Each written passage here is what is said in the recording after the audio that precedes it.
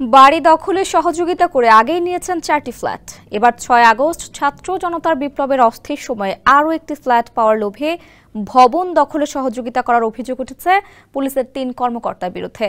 শুধু দখলে সহযোগিতাই নয়, জমির প্রকৃত মালিক ও ডেভেলপারের বিরুদ্ধেও ডজন খানেক মামলা দিয়ে হয়রানির অভিযোগ পাওয়া গেছে। ঘটনাটি রাজধানীর ভাটারা থানাধীন জোয়ার সাহারা এলাকায়। অভিযুক্তরা হলেন সোহরাব হোসেন, নুরুল হুদা ও জুলফিকার আলী। এর মধ্যে সোহরাব হোসেন পুলিশ পরিদর্শক হিসেবে ট্যুরিস্ট পুলিশের সদর দপ্তরের এমটি শাখায়, নুরুল হুদা পুলিশ সদর দপ্তরের পার্সোনাল ম্যানেজমেন্ট 2 শৃঙ্খলা বিভাগে এবং পরিদর্শক জুলফিকার আলী পুলিশের এসবিতে কর্মরত আছেন। সুশোভন অর্কর প্রতিবেদনে বিস্তারিত জানাচ্ছেন অমিত হাসান রবিন।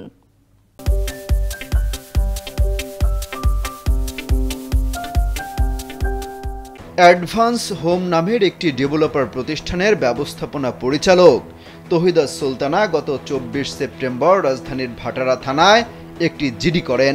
এতে তিনি উল্লেখ করেন, গত 6 আগস্ট রাতে ভাড়া করা প্রায় 200 জন লোক নিয়ে হিমবাড়ি জোয়ার সাহারা এলাকায় পুলিশের 3 কর্মকর্তার সহায়তায় অ্যাডভান্স হোমসেট তৈরি করা অ্যাডভান্স প্যারাডাইস নামক ভবনটি দখল করেন কামরুজ্জামান সেলিম। ওই সময় কামরুজ্জামান সেলিম, মফিজুর রহমান মফিজ, হাবিবুর রহমান, নুরুল হুদা, জুলফিকার আলী, আশফাকি জামান, মিনহাজুল আবেদিন, মাহাদিল লিটন পূর্ব শত্রুতার জের ধরে তার বাড়িতে গিয়ে প্রাণনাশের হুমকি দেন। তহিদাকে দেশ ছেড়ে চলে যাওয়ার হুমকি দিয়ে বাগবিতণ্ডায় জড়ায়। তহিদার অফিসে গিয়েও তাকে হয়রানি করে। তহিদা সুলতানার অভিযোগ, 1.5 যুগেরও বেশি সময় ধরে পুলিশ কর্মকর্তা সোহরাব, নুরুল হুদা ও জুলফিকারের প্রত্যক্ষ সহযোগিতায় স্থানীয় একটি পরিবারের 32 কাঠারও বেশি জমি দখল করে কামরুজ্জামান সেলিম, মোহাম্মদ মফিজ এবং হাবিব সহ কয়েকজন। গত 6 August advance paradise manager Taqiuddin খান ও সুপারভাইজার সামিনুলকে মারধর করে এক কাপুরে বের করে দেয়া হয়।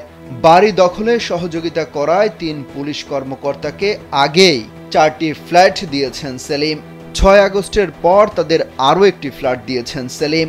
6 আগস্ট রাতে ভয়াবহ নির্যাতনের বিবরণ দিয়ে তাকিউদ্দিন জানান, সোহরাব হোসেনের নেতৃত্বে একদল দুর্বৃত্ত বাড়িটিতে অতর্কিত হামলা করে, তাকে বেধড়ক মারধর করে, এমনকি তার 2 সন্তানকেও মারধর করা হয়। এক পর্যায়ে জীবন বাঁচাতে ছোট ছোট সন্তানকে সঙ্গে নিয়ে রাতের আধারে বের হয়ে আসতে বাধ্য হন বলেও জানান।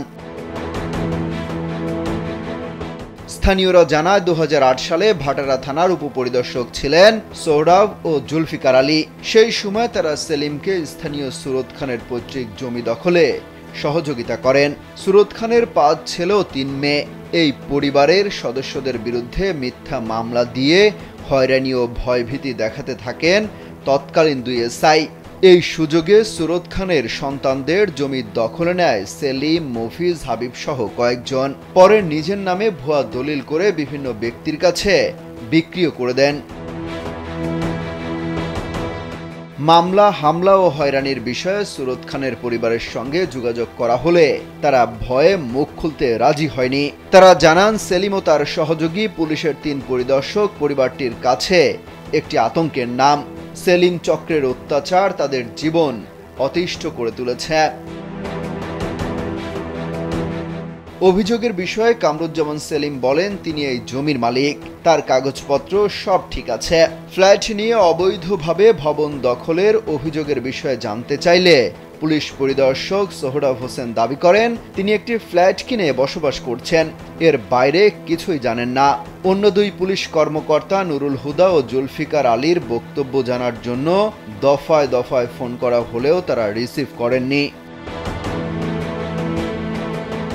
অমিত হাসান রবিন, কালবেলা।